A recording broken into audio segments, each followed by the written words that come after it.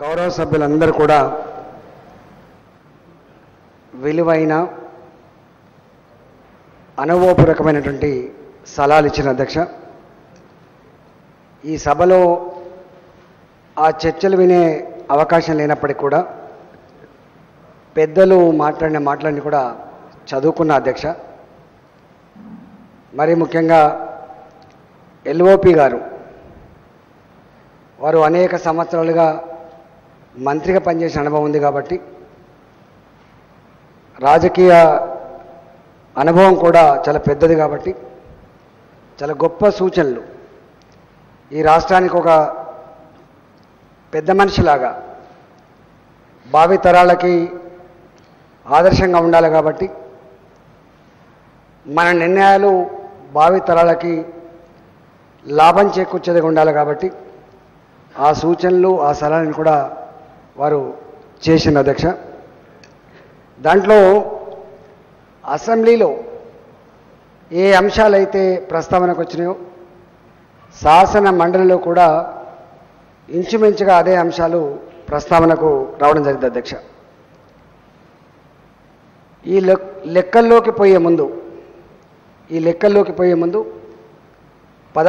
17 budget సంబంధించినటువంటి గణాంకాలకు సంబంధించిన చర్చించుకునే ముందు ఒక్క విషయాన్ని మాత్రం ఇలా సగర్వంగా మనం చెప్పుకోవాల్సిన అక్కర ఉంది అధ్యక్ష. మనల్ని ఆనాడు తెలంగాణ ఉద్యమం కొనసాగుతున్నాడు, మీకు పరిపాలించుకునే నైపుణ్యం ఉంటుందా, తెలంగాణ రాష్ట్రం వస్తే హైదరాబాద్ అల్లకల్లోలమవుతుంది, మత కలహాలకు నిలయమవుతుంది, లా అండ్ ఆర్డర్ కంట్రోల్ చేయలేరు, మీరు లేచేదే 10 గంటలకు, మీరు నిజాంకు వారసులు, మీకు ఇక్కడ పని వస్తుంది, చదువు నేర్పిందే మేము, భోజనం వంట నేర్పిందే మేము, ఇట్లా అనేక రకాలుగా మనల్ని ఆనాడు దెప్పిపొడిచిన అధ్యక్ష. ఇవాళ తెలంగాణ ప్రభుత్వం 21 నెలలో సాధించిన గొప్ప విజయం ఏంటంటే పెన్షన్లు ఇవ్వడం విజయంగా నేను భావిస్తలేను, డబుల్ బెడ్రూమ్ ఇళ్ళ ప్రకటన విజయంగా భావిస్తలేము. ఇవాళ విజయంగా భావించేటువంటి గొప్ప అంశం ఏంటంటే ఆనాడు వాళ్ళు చెప్పినట్టుగా అనుకున్నట్టుగా ఇది కుక్కలు చెప్పిన ఇస్తరాకు కాలే, సగర్వంగా గల్లెగిరేసి ఇది మా రాష్ట్రం అని చెప్పుకున్నటువంటి గొప్ప వాతావరణ కల్పనలో ఈ 20-21 నెలల పాలన తోడ్పడిందని చెప్పి నేను మనవి చేస్తాను అధ్యక్ష. అన్నిటికంటే ముఖ్యంగా ప్రపంచవ్యాప్తంగా కానీ దేశవ్యాప్తంగా కానీ రాజకీయ పండితులకు కావచ్చు, మేధావి వర్గానికి కావచ్చు, ఇన్వెస్టర్స్ కావచ్చు, ఇవాళ తెలంగాణ రాష్ట్రం అభివృద్ధి చెందడానికి ఆస్కారమైన రాష్ట్రంగా, హైదరాబాద్ ద సేఫెస్ట్ జోన్గా, ఇక్కడ పెట్టుబడులు పెడితే గొప్పగా సక్సెస్ అవుతామనేటువంటి ఒక భావన కల్పించడమే కాకుండా ఇప్పటికే అనేక కార్యక్రమాల్లో తెలంగాణ ప్రభుత్వం తీసుకున్న అనేక కార్యక్రమాలకి అవార్డ్స్ రావడమే కాకుండా పత్రికలలో పతాక శీర్షికలలో మనను అప్రిషియేట్ చేయడమే కాకుండా మనం తీసుకుంటున్న కొన్ని పథకాలకి మిషన్ భగీరథ కావచ్చు, డబుల్ బెడ్రూమ్ ఇల్లు కావచ్చు, ఇలా దేశంలో అనేక మంది ముఖ్యమంత్రులు దీన్ని ఆదర్శంగా తీసుకునేటువంటి స్థాయికి వచ్చిందంటే ఇవాళ తెలంగాణ ప్రభుత్వం యొక్క ఆలోచన విధానం ఎట్లా ఉందో మనకు అర్థమవుతుంది అధ్యక్ష. అంటే తెలంగాణ రాజకీయ వ్యవస్థకి పరిపాలన నైపుణ్యం లేదనే స్థాయి నుంచి తెలంగాణ రాజకీయ వ్యవస్థకి ఒక విజన్ ఉంది. ఇవాళ అన్నిటికంటే మిక్కిలి పేద ప్రజల సంక్షేమం పట్ల కమిట్మెంట్ ఉందన్నటువంటి భావన ఇవాళ కలిగింది అధ్యక్ష. తప్పకుండా మనందరం కూడా ఇవాళ పార్టీలు ఏమైనా కావచ్చు కాక కానీ తెలంగాణ బిడ్డలుగా, తెలంగాణ ప్రజాక్షేత్రంలో ఎమ్మెల్సీలుగా, ఎమ్మెల్యేలుగా, ఎంపీలుగా ఉన్నటువంటి వాళ్ళకి ఇవాళ దేశవ్యాప్తంగా కానీ ఇలా తెలంగాణ వ్యాప్తంగా కానీ మనకు ఏదైతే అప్రిషియేషన్ దొరుకుతూ ఉందో అది సజీవ సాక్ష్యం. అది దొరికినప్పుడు మనందరం కూడా సంతోషపడుతున్నాం అధ్యక్ష. కాబట్టి ఇవాళ తెలంగాణ రాష్ట్రం గొప్పగా అభివృద్ధి చెందడానికి ఆస్కారమైన రాష్ట్రంగా పునాది వేసుకున్నాం. భావి తరాలకి ఇవాళ భరోసా ఇవ్వగలిగినాం. తప్పకుండా తెలంగాణ ఆనాటి తెలంగాణ ఉద్యమంలో ఏవైతే మనం చెప్పినామో రాష్ట్రాల విడిపోవడం అనేది అది సహజమైంది, అది అవసరమైంది. అది ఈ దేశంలో ఏ రాష్ట్రాలైతే పెద్ద రాష్ట్రాలు కొనసాగినాయో అవి చిన్న రాష్ట్రాలు విడిపోయినాయో విడిపోయిన రాష్ట్రాలు గొప్పగా అభివృద్ధి చెందమని చెప్పి మనం చెప్పడం జరిగింది అధ్యక్ష. మహారాష్ట్ర నుంచి విడిపోయిన గుజరాత్ కావచ్చు, ఇలా పంజాబ్ నుంచి విడిపోయిన హర్యానా కావచ్చు, మొన్న మధ్యప్రదేశ్ నుంచి విడిపోయిన ఛత్తీస్గఢ్ కావచ్చు, ఇవన్నీ కూడా గొప్పగా అభివృద్ధి చెందుతున్న రాష్ట్రంగా ఇవాళ మిగిలిన అధ్యక్ష. అంటే ఆనాడు మనం రాష్ట్రాలు విడిపోవడం అనేది అభివృద్ధికి సూచిక తప్ప ఇది నెగిటివ్ కాదు, ఇది తిరోగమనం కాదనేది చెప్పినాము. అక్షరాల ఇది రుజువైంది అని చెప్పి ఇలా సగర్వంగా ప్రకటిస్తుంది అధ్యక్ష. అంతేకాదు అధ్యక్ష, ఇవాళ విడిపోదాం అన్నదమ్ముల్లా కలిసి ఉందాం, విడిపోదాం అన్నదమ్ముల్లా కలిసి ఉందాం, విడిపోదాం పరస్పరం అభివృద్ధి చెందామని చెప్పి ఏదైతే నినాదం ఇచ్చినామో ఇలా అక్షరాల ఎక్కడ కూడా వైషమ్యాలు లేకుండా, ఎక్కడ కూడా సంకుచితమైనటువంటి ధోరణి లేకుండా ఇవాళ ఆ ప్రాంతం వల్లైనా ఈ ప్రాంతం వలన అన్నదమ్ముల కంటే ఎక్కువ, ఊహించిన దానికంటే ఎక్కువ కలిసిమెలిసి ఉండేటువంటి వాతావరణం ఇలా ఉన్నది అధ్యక్ష. అంతేకాదు అధ్యక్ష, ఇక్కడ ఉండేటువంటి హైదరాబాద్ ఉన్నటువంటి అనేక వర్గాల ప్రజలు కూడా, వాళ్ళు గుజరాతీలు కావచ్చు, రాజస్థానీలు కావచ్చు, వాళ్ళు నార్త్ ఇండియన్స్ కావచ్చు, సౌత్ ఇండియన్స్ కావచ్చు, ఆంధ్ర ప్రాంతం వాళ్ళు కావచ్చు, ఇంకా ఏ దేశం నుంచి అయినా కూడా the safest state, the safest town Hyderabad అనే పరిస్థితుల పట్ల ఇలా ఆ విశ్వాసం కలిగించినందుకు నిజంగా గర్వంగా ఉంది. ఈ సాంప్రదాయాలని, ఈ పద్ధతుల్ని ముందు ముందు సమిష్టిగా ఇలా నడుపుకుందామని, సమిష్టిగా దీన్ని అభివృద్ధి చేసుకుందామని చెప్పి నేను మనం చేస్తుంది అధ్యక్ష. అనేక నెలలుగా మొట్టమొదటి సంవత్సరంలో అనేక నెలలుగా మనకు రావాల్సిన డబ్బులు ఏవైతున్నాయో, కేంద్రం ఇవ్వాల్సిన డబ్బులు ఏవైతున్నాయో అవి ఇంకా పాత రాష్ట్రానికి పాత అకౌంట్లకు పోయిన సందర్భం కూడా ఉంది అధ్యక్ష. అంటే ఒక 3-4 నెలల వరకు కూడా ఇవాళ కేంద్రం నుంచి వచ్చేటువంటి డబ్బులు కూడా లైక్ ఎన్ఆర్జీఎస్ లాంటి డబ్బులు కూడా వాళ్ళ అకౌంట్లో జమైన తప్ప తెలంగాణ అకౌంట్లో జమైన పరిస్థితి లేకుండా అధ్యక్ష. ఇట్లా రకరకాల కారణాల వల్ల మనకు ఆనాడు కొంత నష్టం జరిగింది అధ్యక్ష. అంతేకాదు ఉమ్మడి రాష్ట్రంగా విడగొడుతున్నప్పుడు మనకు జనాభా ప్రాతిపదిక పైన జిఎస్డిపి నిర్ణయించినారు తప్ప యాక్చువల్గా మనకు ఎంతైతే ప్రొడక్షన్ ఉందో దాని ప్రకారం నిర్ణయించకపోవడం వల్ల కూడా కొంత నష్టం జరిగింది అధ్యక్ష.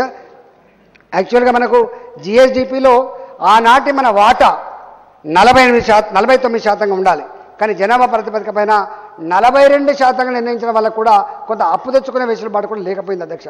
ఇట్లా కేంద్ర ప్రభుత్వ పథకాల ద్వారా వచ్చే డబ్బులు కానీ, అప్పులు తెచ్చుకునే దాంట్లో కానీ, లేదా మనకు రాబడి విషయంలో కానీ ఇతరత్ర కారణాల వల్ల మనకు గొప్పగా రాకపోవడం వల్ల వాస్తవంగా మనం అచీవ్మెంట్ చేయలేకపోయినామని ఏదైతే ఎల్ఓపి గారు ప్రస్తావించారో బాజాప్తా బడ్జెట్ బుక్లోనే దాన్ని ప్రస్తావించడం జరిగిందని చెప్పి ఈ సందర్భంగా మనం చేస్తాం అధ్యక్ష. అధ్యక్ష, రెండవ అధ్యక్ష, ఫస్ట్ ఇయర్ అంటే మీకు లెక్కలు లేవు, మరి సెకండ్ ఇయర్లోనైనా కొంచెం వాస్తవికత ఉండాలి కదా అనేటువంటిది మీకు ఉండే అధ్యక్ష. తమరికి తెలుసు, నవంబర్ మాసంలో బడ్జెట్ పెట్టుకుంటే ఆఫ్టర్ 3 మంత్స్ మళ్ళీ మనం బడ్జెట్ పెట్టుకున్నాం. అంటే అప్పటికి మీకు తెలిసి ఇలా controller and auditor general every 3 మంత్స్కి ఒకసారి వాళ్ళు ఆడిట్ చేస్తారు అధ్యక్ష. గప్పటికప్పుడు ఆడిట్ చేసేటువంటి ఆస్కారం లేదు కాబట్టి మనం రివైజ్ ఎస్టిమేట్కి ఆస్కారం లేకుండా బడ్జెట్ రూపకల్పన చేసుకున్న విషయం తమరికి తెలుసు అధ్యక్ష. రివైజ్డ్ ఎస్టిమేట్స్ కూడా మనకు లేకుండా అధ్యక్ష. ఐఎస్టీస్గా 2014-15లో పెట్టిన బడ్జెటే రివైజ్డ్ ఎస్టిమేట్గా పెట్టుకొని మనం పెట్టుకోవడం జరిగింది అధ్యక్ష. దాంట్లో మనం కొంత పురోగతి సాధించాం అధ్యక్ష. ఆనాడు మనం పెట్టుకున్న బడ్జెట్ 1,15,689.20 కోట్లు అధ్యక్ష. దాంట్లో 1,61,000.87 కోట్లని ఆర్ఈగా రివైజ్డ్ ఎస్టిమేట్స్గా మేము చెప్పడం జరిగింది అధ్యక్ష. మీరు అక్కడ అసెంబ్లీలో కానీ ఇక్కడ కానీ ఎల్ఓపి గారు లేవనెత్తిన అంశం ఏంటంటే, అయ్యా ఈనాటికి మీరు ఖర్చు పెడుతున్న డబ్బు 80,000 పైమాటనే ఉన్నది తప్ప 1,00,000 కోట్లకు వచ్చే ఆస్కారం లేదు కాబట్టి మీరు మళ్ళీ తప్పిదం చేసిండ్రు, మళ్ళీ మీరు అంకెల గాడి చేసినటువంటి విమర్శలు వచ్చినమాట వాస్తవం అధ్యక్ష. కానీ ఎక్కడ కూడా అంకెల గాడి చేసే విషయం కానీ, మసిపూచి మాడికాయ చేసే పద్ధతి కానీ లేదు అని చెప్పి ఈ సందర్భంగా మనం చేద్దాం. ఇవన్నీ కూడా దాచేస్తే దాగేటివి కావు, ఇవి దాచేస్తే దాగేటివి కావు. ఇంకొక 3 నెలలు పోతే తప్పకుండా 2015-16 లోపల రివైజ్డ్ బడ్జెట్ ఏదైతే ఉందో అది మీ కళ్ళ ముందు ఆవిష్కరించబడుతుందని చెప్పే విషయాన్ని మేము గుర్తు చేస్తాం అధ్యక్ష. అధ్యక్ష, ఇప్పటి వరకు ఈ సంవత్సరం వరకు మనకు అక్టోబర్, నవంబర్, డిసెంబర్ చివరి క్వార్టర్ అయితే ఉందో ఆ క్వార్టర్ది మాత్రమే లెక్క ఉంది కాబట్టి అప్పటి వరకే ఆడిట్ రికార్డ్స్ ఉన్నాయి కాబట్టి ఆ ఆడిట్ రికార్డు ప్రకారంగా మనకు అధ్యక్ష 66,000 మొన్న డిసెంబర్ నాటికి 66,647.878 కోట్లు. దాంట్లో నాన్ ప్లాన్ కింద 40,965.78 కోట్లు, అదేవిధంగా ప్లాన్ కింద 25,603.01 కోట్లు మాత్రమే. ఇది డిసెంబర్ చివరి నాటికి మాత్రమే అని చెప్పి తమ ద్వారా తెలియజేస్తుంది అధ్యక్ష. ఇక్కడ ఒక విషయాన్ని గుర్తు చేయదలుచుకున్నా అధ్యక్ష. అంటే ఎందుకు ఇంకా 82,000 కోట్లు అని చెప్పి మాకు లెక్కలు దొరుకుతున్నప్పటికీ కూడా మీరు ఇంకా ఉన్నదే 15 రోజులు కదా, మీరు ఎందుకు ఇంకా 1,00,000 కోట్ల రూపాయలని చెప్పి ఆరీ పెట్టిండ్రు, ఇది తప్పు కదా అని చెప్పి వాళ్ళు చెప్పే ప్రయత్నం చేస్తారు అధ్యక్ష. కాదు అధ్యక్ష, జనవరి, ఫిబ్రవరి, మార్చికి సంబంధించినటువంటి రియల్ ఆడిట్ అకౌంట్స్ ఇంకా రాలేదు. నేను దీంట్లో గతానికి సంబంధించినటువంటి అనుభవాన్ని ఒకసారి మీకు చెప్పదలుచుకున్న అధ్యక్ష. 2004-05లో ఏ రాష్ట్రం కూడా, ఈ దేశంలో ఉన్న ఏ రాష్ట్రం కానీ, ఈ దేశంకి సంబంధించిన బడ్జెట్ విషయంలో కానీ ఎప్పుడు కూడా ఇది ఒక ప్రైవేట్ లిమిటెడ్ కంపెనీలాగా కానీ ఒక ప్రైవేట్ వ్యక్తికి సంబంధించిన బడ్జెట్లా కానీ ఉండదు అధ్యక్ష. ఇవి అంచనాలు మాత్రమే ఉంటాయి అధ్యక్ష. గత సంవత్సరాన్ని, అంతకంటే ముందు సంవత్సరాన్ని తర్కించుకొని ప్రపంచవ్యాప్తంగా, దేశవ్యాప్తంగా ఉన్నటువంటి ఎకనామికల్ గ్రోత్ని గమనంలోకి తీసుకొని ఇక్కడ ఉన్నటువంటి పరిస్థితులంతా కూడా లెక్కేసుకొని దాని ఆధారంగా మాత్రమే మనం పెట్టుకుంటాం అధ్యక్ష. ఎక్కడ కూడా దేశంలో కానీ రాష్ట్రంలో కానీ ఎక్కడ కూడా 100కు 100% ప్లాన్ బడ్జెట్లో కానీ నాన్ ప్లాన్ బడ్జెట్లో కానీ 100కు 100% ఖర్చు పెట్టుకునే సందర్భం ఉండదు. ఉంటే ఎప్పుడైనా నాన్ ప్లాన్ విషయంలో ఉంటుంది తప్ప ప్లాన్ విషయంలో మాత్రం ఎప్పుడు కూడా 100% అచీవ్ అయిన చరిత్ర ఎక్కడ లేదు అధ్యక్ష. ఇదే రాష్ట్రంలో 2004 and 5లో అలొకేటెడ్ బడ్జెట్ అండ్ ఎక్స్పెండిచర్ దాంట్లో అధ్యక్ష కేవలం ఎక్స్పెండిచర్ 82% మాత్రమే అధ్యక్ష. ఇది సభ్యులు గమనించాలని చెప్పి కోరుతున్నా అధ్యక్ష. వారు మంత్రిగా ఉన్నారు కాబట్టి 2004-05లో 82%, 2005-06లో 83%, 6-7లో 86%, 7-8లో అది భూమి పీరియడ్ మీకు తెలుసు బాగా పెద్ద ఎత్తున రాజశేఖర్ గారి పీరియడ్లో భూమి వచ్చింది కాబట్టి 88%, మళ్ళీ కొంత రెసిషన్ వచ్చింది 67%, 8-9 రాజశేఖర్ గారి పీరియడ్ ఇది.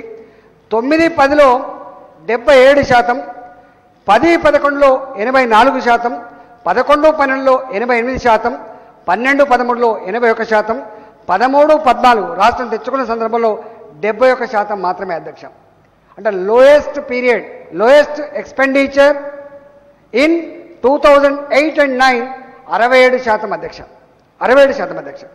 అట్లే కాకుండా మనకి లాస్ట్ క్వార్టర్లో ఎప్పుడు కూడా బడ్జెట్ ఖర్చు అధ్యక్ష, లాస్ట్ క్వార్టర్లో ఎప్పుడు ఎట్లా ఖర్చు అవుతుంది అనేది అంటే first quarter, second quarter, third quarter కంటే కూడా ఫోర్త్ క్వార్టర్ ఎక్కువ ఖర్చు అయ్యేటువంటి ఆస్కారం ఉందనేది తమరికి నేను తెలియజేసే ప్రయత్నం చేస్తాను అధ్యక్ష.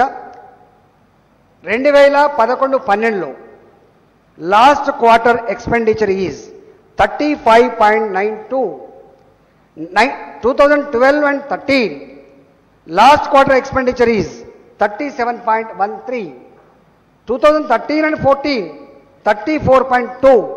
2014 and 15 ఎందుకంటే మనం గప్పుడే చదువుకొని గప్పుడే బడ్జెట్ పెట్టుకున్నాం కాబట్టి 46.2% అధ్యక్ష, 46.2%. అంటే ఇవాళ దీని ప్రకారంగా యావరేజ్ చూసుకున్నా కూడా 36-37% ఈ క్వార్టర్లో ఖర్చు అయ్యేటువంటి ఆస్కారం ఉంటుంది కాబట్టి.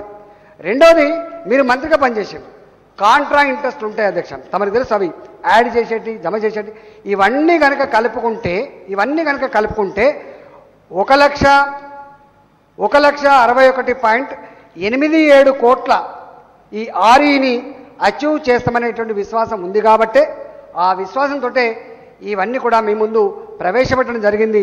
దీనికి సంబంధించి ఇంకొక 6 నెలల తర్వాత నాకు తెలిసి అక్టోబర్ మాసానికి ఇవి ఆడిట్ రిపోర్ట్స్ కూడా వచ్చే ఆస్కారం ఉంటుంది కాబట్టి అప్పుడు మీ అందరికి కూడా ఈ లెక్కలు పంపిస్తానని చెప్పి తమ ద్వారా ఇవాళ సభకు తెలియజేస్తున్న అధ్యక్ష.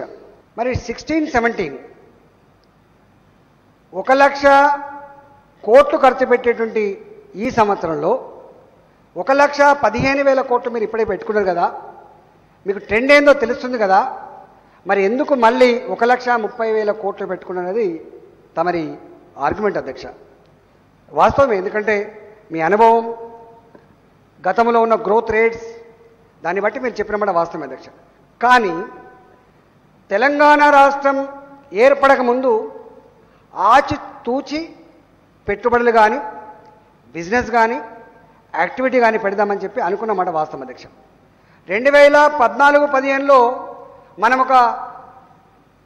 మనం దేన్ని ఆవిష్కరించలేకపోయినాం అధ్యక్ష, విశ్వాసం కలిగించలేకపోయినాం. కానీ 2015-16లో మీకు తెలుసు టీఎస్ ఐపాస్ లాంటిది కానీ, ఐటీ వ్యవస్థల్లో కానీ, ఇండస్ట్రియల్ పాలసీలో కానీ, ఇతరత్ర గ్రోత్లో కానీ బ్రహ్మాండమైనటువంటి ఇలా గ్రోత్ ఉంది. కాబట్టి అది రాబోయే కాలానికి మరింత పెరిగి కొంత లాభం చేకూర్చే ఆస్కారం ఉంది. కాబట్టి ఇలా ప్రజల అవసరాలు పెరిగినాయి. కాబట్టి ఆ ప్రజల అవసరాలను తీర్చాలనే సంకల్పంలో భాగంగా ఇవాళ మేము ఈ బడ్జెట్ రూపకల్పన చేసాం అధ్యక్ష. దాంట్లో అధ్యక్ష మీకు last quarter October, November, December సంబంధించినటువంటి ఆదాయం అధ్యక్ష, SOTR state own tax revenue ఏదైతే ఉందో అధ్యక్ష, దాంట్లో ఎక్సైజ్ ఎంత శాతం పెరిగిందని దానికి ఎక్సైజ్లో 35.36% అధ్యక్ష. అదేవిధంగా వెహికల్స్ మీద వచ్చేటువంటి పన్ను అధ్యక్ష, దాంట్లో 26.83%. అదేవిధంగా స్టాంపుల రిజిస్ట్రేషన్లో 19.61%. ఇవాళ వ్యాట్లో 12.56%. ఇలా నాన్ ట్యాక్సేషన్ రెవెన్యూలో ఇలా 78.05 అధ్యక్ష. ఇలా గనులు మైన్స్ విషయంలో 25% అధ్యక్ష. అంటే లాస్ట్ అక్టోబర్ నుంచి డిసెంబర్ క్వార్టరు ఇలా బ్రహ్మాండంగా యావరేజ్ ఇవాళ 20% ఉన్నది. కాబట్టి ఇవాళ ఈ క్వార్టర్ ఇంకా కొంచెం పెరిగేటువంటి ఆస్కారం ఉంది. కాబట్టి ఎందుకంటే ఫిబ్రవరిలో మేము చూసినాం అధ్యక్ష, జనవరిలో బాగానే వచ్చింది, ఫిబ్రవరిలో మరింత పెరిగింది. కాబట్టి తప్పకుండా ఇవాళ ఈ క్వార్టర్లో బ్రహ్మాండంగా ఆదాయం వచ్చే సంవత్సరం ఇవాళ దీనికంటే ఇంకో 5% ఎక్కువ పెరుగుతున్నటువంటి ఆశ ఉంది. కాబట్టి ఈ గణాంకాల ఆధారంగా, ఆదాయాల ఆధారంగా, గ్రోత్ ఆధారంగా దీన్ని పెంచుకోవడం జరిగిందని చెప్పి ఈ సందర్భం మనం చేస్తాం అధ్యక్ష. సెకండ్ ఇంపార్టెంట్ ఆస్పెక్ట్ అధ్యక్ష, జిఎస్డిపి గ్రోత్లో కూడా 15% పైబడి ఉంటుందని చెప్పి మేము భావిస్తున్నాం అధ్యక్ష. ఈ సంవత్సరం 15% పైబడి ఉంటుందని చెప్పి అంచనా వేసుకోవడం జరిగింది. రెండవది ఒక 4,000 కోట్ల రూపాయలు, ఒక 4,000 కోట్ల రూపాయలు ట్యాక్స్ బకాయిలనే అధ్యక్ష, వ్యాట్ బకాయిలనే అధ్యక్ష. గతంలో కోట్లోకి పోయి తప్పించుకొని మనకు ఎగవేసేటువంటి ప్రయత్నం చేసింది అధ్యక్ష. దాన్ని సీరియస్గా పరిశీలి చేసి ఆ 4,000 కోట్ల రూపాయల వ్యాట్ బకాయిలు ఏవైతున్నాయో రాబట్టుకునే ప్రయత్నం చేస్తున్నామని చెప్పి కూడా ప్రయత్నం చేస్తున్నాం అధ్యక్ష. అంతేకాకుండా అధ్యక్ష వారికి తెలుసు డెఫర్డ్ వ్యాట్ అని ఉంటుంది అధ్యక్ష. ఎవరికైతే కన్సెషన్స్ ఇచ్చి ఉంటామో వాళ్ళకి ఇప్పటిదాకా 7% కన్సెషన్ ఇస్తే వాళ్ళు కట్టుకునేటువంటి వెసులుబాటు ఉంది అధ్యక్ష. మన మంత్రివర్గ ఉపసంఘం వేసుకొని కొత్త రాష్ట్రం కాబట్టి ఆదాయం కావాలి కాబట్టి 7% నుంచి 8% కనుక మనం పెంచుకుంటే మనం వాళ్ళకు ఇన్సెంటివ్ ఇస్తే కొంత ఎంకరేజ్మెంట్ ఉంటుందని చెప్పి మొన్ననే నిర్ణయం తీసుకున్నాం. తప్పకుండా దాని ద్వారా కూడా ఒక 4-5 వేల కోట్ల రూపాయలు వస్తనే ఆశ ఈ ప్రభుత్వానికి ఉంది అధ్యక్ష. అంతేకాకుండా అధ్యక్ష ఇవాళ ఇంటిగ్రేటెడ్ చెక్ పోస్టులు కానీ, ఇవాళ పన్ను ఎగవేతదారులు ఎవరైతే ఉన్నారో ఆ పన్ను ఎగవేతదారులకు ఆ లీకేజ్ లేకుండా మన సిస్టమ్ని స్ట్రెంథన్ చేసుకునే పద్ధతి అయితే ఉందో, అంతేకాకుండా ఇప్పటికే మీరు చూసిండ్రు ఇలా మైన్స్ లాంటి విషయంలో ఎంత గొప్పగా మేము ప్రయత్నం చేస్తున్నామో చూసింది. కాబట్టి ఇవన్నీ కలిపి జిఎస్డిపి గ్రోత్ రేట్ కావచ్చు, ఇలా పాత బకాయిలు కావచ్చు, ఇలా డెఫర్డ్ ట్యాక్సేషన్ విధానం వల్ల ముందస్తు ఆదాయం కావచ్చు, ఇవన్నీ వెరసి ఇవాళ గొప్పగా గ్రోత్ ఉండేటువంటి ఆస్కారం ఉంది. కాబట్టి ఇవాళ ఆ సంఖ్య పెట్టుకోవడం జరిగిందని చెప్పి గౌరవ సభ్యులకు తెలియజేస్తాను అధ్యక్ష. Last year GSDP 2011-12 constant prices ప్రకారంగా 5,83,117 కోట్ల రూపాయలు అయితే ఈ సంవత్సరం అది ఇవాళ 6,70,585 కోట్లుగా ఇలా నమోదు కాబోతా ఉన్నాయి. అధ్యక్ష, తమరికి తెలుసు ఫస్ట్ ఇయర్లో కానీ సెకండ్ ఇయర్లో కానీ ఈ సంవత్సరం కానీ ఫస్ట్ ఇయర్లో అయితే కొంత అంబిషియస్గా పెట్టుకున్నాం. సెకండ్ ఇయర్లో 13,500 కోట్ల రూపాయలు పెట్టుకున్నాం. కొంత వాల్యుయబుల్ ల్యాండ్స్ అమ్ముకుంటే ఆ డబ్బు ద్వారా కొంత పేదల సంక్షేమం కోసం పనికొస్తుందని చెప్పి మేము పెట్టుకున్నామాట వాస్తవం అధ్యక్ష.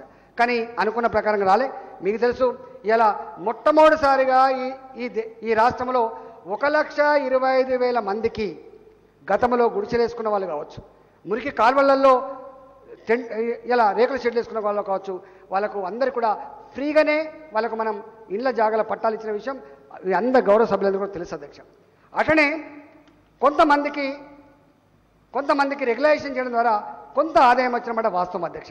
కొంత భూమి ఐకియా లాంటి కంపెనీలకు అరబిందో లాంటి కంపెనీ అయితే 29 కోట్ల రూపాయలకు ఎకరం చొప్పున మనం కొంత ల్యాండ్ తీసుకున్నది. అదే ఐకియా లాంటి కంపెనీ ఇలా 20 కోట్ల రూపాయల చొప్పున తీసుకుంది. మీకు తెలుసు అధ్యక్ష, గవర్నమెంట్ అన్నంత మాత్రాన ఇలా అగ్గోసగ్గు అమ్ముకునేటువంటి ప్రయత్నం ఇప్పుడు చేయొద్దు అధ్యక్ష.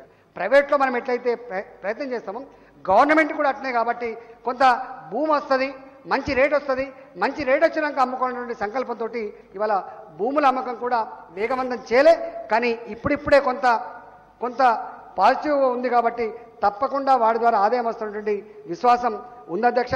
తమరికి తెలుసు గతంలో ప్రభుత్వపరమైన భూముల విషయంలో హైకోర్టులో కానీ సుప్రీంకోర్టులో కానీ మన పార్టిసిపేషన్ సరిగ్గా లేకపోవడం వల్ల, మన ఆర్గ్యుమెంట్ సరిగ్గా లేకపోవడం వల్ల వేల కోట్ల రూపాయల భూములు కోల్పోయిన సందర్భాన్ని మనకంతా తెలుసు అధ్యక్ష. గవర్నమెంట్ అనగానే పైరే చేసుకోవచ్చు, గవర్నమెంట్ అనగానే ఏదైనా చేసుకోవచ్చు అని బాగుంటుంది అధ్యక్ష. మొన్నటికి మొన్న అధ్యక్ష ఫస్ట్ టైం ఇవాళ ఒక 380 ఎకరాల భూమిని, వేల కోట్ల రూపాయల విలువ చేసే భూమిని సుప్రీంకోర్టులో ముక్కుపిండి ఆర్గ్యుమెంట్ చేసి దాన్ని సాధించుకున్న విషయాన్ని మనం మర్చిపోవద్దని చెప్పి ఈ సందర్భం మనం చేస్తాం అధ్యక్ష. అట్లా ప్రభుత్వపరమైన భూములు ఎవరైతే బ్రోకర్లు ఆక్రమించుకున్నారో, రియల్ ఎస్టేట్ మాఫియాలు ఆక్రమించుకున్నారో అలాంటి వాటిని ఇలా సాధించుకోవడం, ఎక్కడెక్కడైతే కొంత ప్రీషియస్ ల్యాండ్స్ ఉన్నాయో వాటిని అమ్ముకోవడం ద్వారా కొంత ఆదాయం చేకూర్చుకోవచ్చు అని చెప్పే పద్ధతి. కానీ ఇవన్నీ కలగలిపి అధ్యక్ష ఇవాళ ఖచ్చితంగా సాధించుకుంటాం. 2014-15లో 62% వచ్చినాం, 2015-16లో 82% వచ్చినాం. తప్పకుండా ఈ సంవత్సరం 2016-17లో తప్పకుండా 90-95% వచ్చి రికార్డు బద్దలు కొట్టే ఆస్కారం ఉన్నట్టుగా తెలంగాణ ప్రభుత్వం భావిస్తుందని చెప్పి తమ ద్వారా విన్నవిస్తుంది అధ్యక్ష. ఆనాడు కూడా భూముల అమ్మకంలో తమకు తెలుసు షబ్బీర్ అలీ గారు ఆనాడు మంత్రిగా ఉండే గౌరవనీయులు 12,000 కోట్ల రూపాయల భూములు ఆనాడు అమ్మిన అధ్యక్ష. 2006, 7, 8 కాలంలో కొంత అమ్ముకున్నమాట వాస్తవం అధ్యక్ష.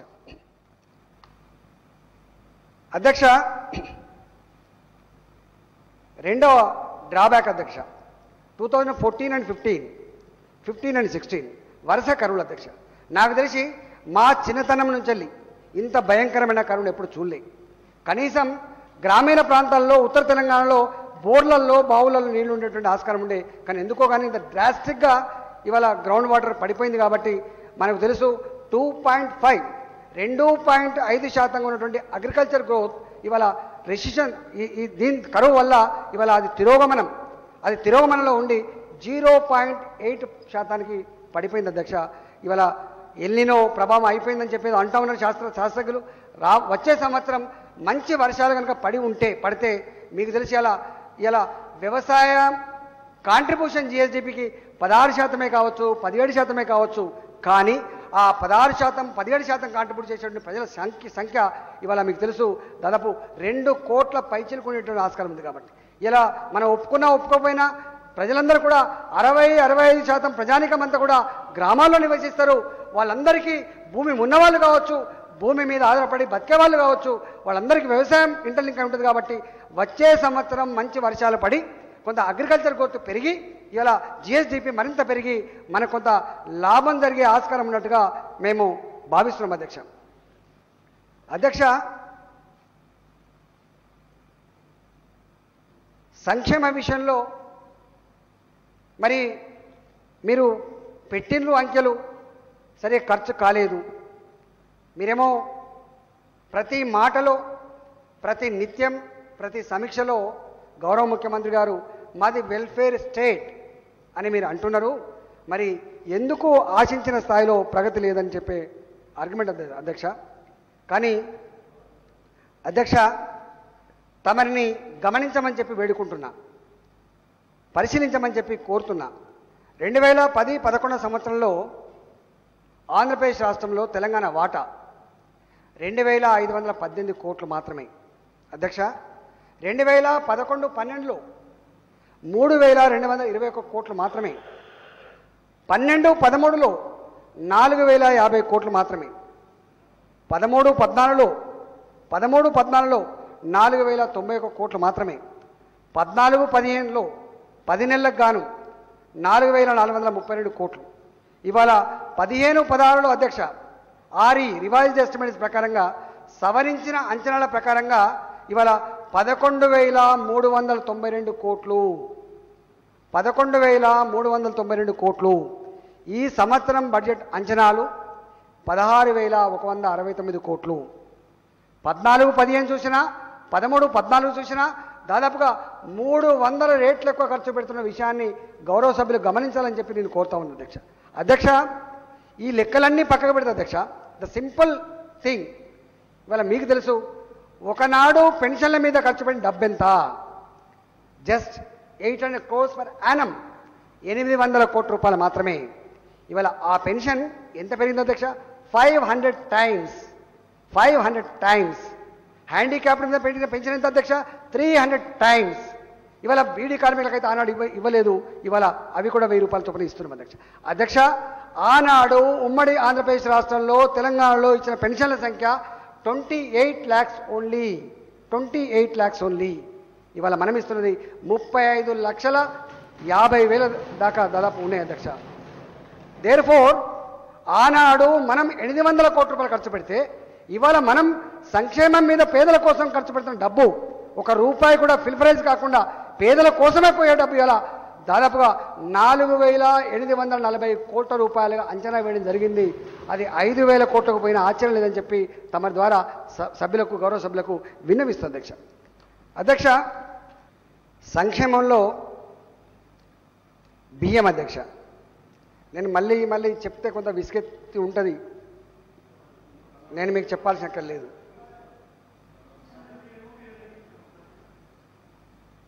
అధ్యక్ష, మొన్న ప్రశ్నోత్తర సమయంలో చెప్పిన ఆల్రెడీ,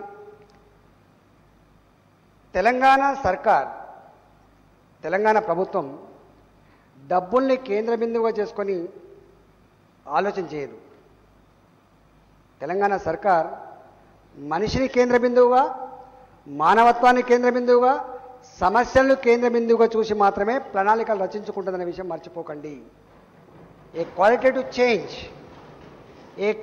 చేంజ్ ఎవరికైనా వస్తుందా అధ్యక్ష? అధ్యక్ష, వారు గౌరవ మంత్రిగా ఉండే ఆనాడు, నేను ఆనాడు ఫ్లోర్ లీడర్గా ఉంటుంది.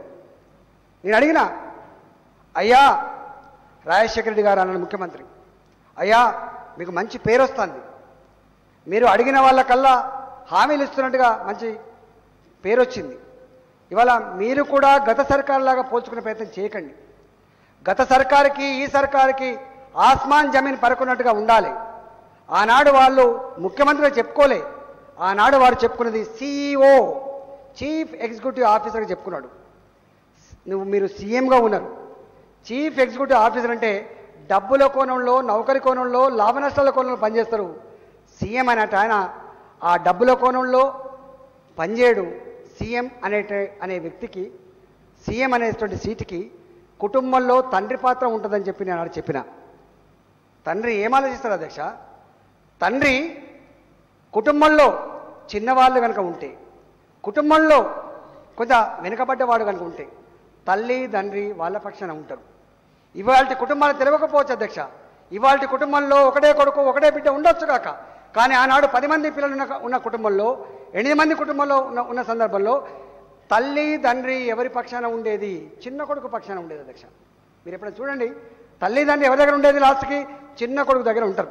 పెద్ద కొడుకు సమాజం పరిచయం అయింది, వాడికి బతకగలుగుతాడు, చిన్నోడికి ఇంకా అర్థం కాలే, వాడిని సపోర్ట్ చేయాల్సి ఉన్నదని చెప్పి తండ్రి పాత్ర పోషిస్తాడు. ఆ తండ్రి ఆ బీద కొడుకు పక్షాన ఉంటాడు. నేను ఆనాడు అయ్యా ముఖ్యమంత్రి గారు, you are not a CEO, నీవు తండ్రి లాంటి CMO అని చెప్పినాం. చెప్పి విశ్వవిద్యాలయం మా రంగానికి బాగా తెలుసు, వీళ్ళందరూ తెలుసు. మా సుధాకరణకు అంత హాస్టల్లో ఉన్నాం, మెడికల్ కాలేజ్ హాస్టల్ ఉండే మా అన్న. ఎంత గొప్పగా ఉండే అన్న మీరు మెడికల్ కాలేజ్ ఉన్నప్పుడు. ఎవ్రీ డే మటన్ ఉండకపోయేదా? ఎవ్రీ బేస్తవారం క్వార్టర్ చికెన్ ఉండకపోయేదా? ఎవ్రీ సండే హాఫ్ చికెన్ ఉండేది. ఇంకా మా మహేంద్ర దగ్గర అయితే ఇంకెక్కువ ఉండేది. వాళ్ళ కాలేజీలో, వెటర్నరీ కాలేజీలో ఇంకా బ్రహ్మాండంగా ఉండేది. మేము సైఫాబాద్ నుంచి వెళ్ళి సాయంత్రం పూట పోయి తినొచ్చేది అక్కడ పోయి. ఏమన్నా మా నాడు, అయ్యా ముఖ్యమంత్రి గారు, వారికంటే 20% పెంచినమా 30% పెంచినమా ఇష్యూ కాదు సుమా. బాగుపడ్డమా బతికి చెడ్డమా? ఆనాటి మా మటన్ ఎక్కడ పోయ్? ఆనాటి మా క్వార్టర్ చికెన్ ఎక్కడ పోయ్? ఆనాటి మా సండే హాఫ్ చికెన్ ఎక్కడ పోయ్? ఆనాడు మాకు శనివారం ఇచ్చే గుడ్డు ఎక్కడ పోయ్? ఆనాడు మాకు ఇచ్చే ప్యాకెట్ మనీ ఎక్కడ పోయ్? ఏమైపోయింది? రక్తం అమ్ముకొని స్కాలర్షిప్లు కట్టుకునే దౌర్భాగ్య పరిస్థితి కారకులు ఎవరు? ఆలోచన చేయమని చెప్పి కోరింది ఆనాడు ఈటల రాజేందర్ సభలో. ఆనాడు వారు డబ్బులు ఎక్కడి చేస్తాయని చెప్పిండు అధ్యక్ష. డబ్బులకు కూడా మార్గం చెప్పిన. చట్టాలు బ్రహ్మదేవుడు రాయడు, చట్టాలు ప్రభుత్వాలే రాస్తాయి.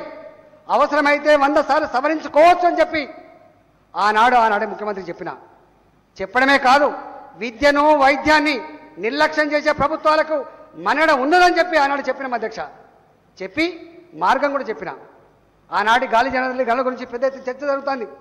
అయ్యా, ఈ గాలి జనార్దన్ రెడ్డి టిఫిన్ కోసం హెలికాప్టర్లో పోతాడట. ఈ గాలి జనార్దన్ రెడ్డి బంగారు పల్లెంలో తింటాడట. ఈ గాలి జనార్దన్ రెడ్డి ఒక బంగారు కుర్చీలో కూర్చుంటాడట. ఎక్కడి నుంచి వచ్చింది? ఇవన్నీ మనమిచ్చిన సొమ్మే కదా. ఏం చెప్పిండు అంబేద్కర్? సమస్త సంపద, సమస్త వనరులు సమానంగా అందరి అవసరాల కోసం ఉపయోగపడే వ్యవస్థను రాస్తున్నా అని చెప్పి రాసింది అధ్యక్ష. డెవలప్మెంట్ విత్ ఈక్వల్ డిస్ట్రిబ్యూషన్ అని చెప్పినటువంటి స్పిరిట్ని రాసిన మహనీయుడు అంబేద్కర్.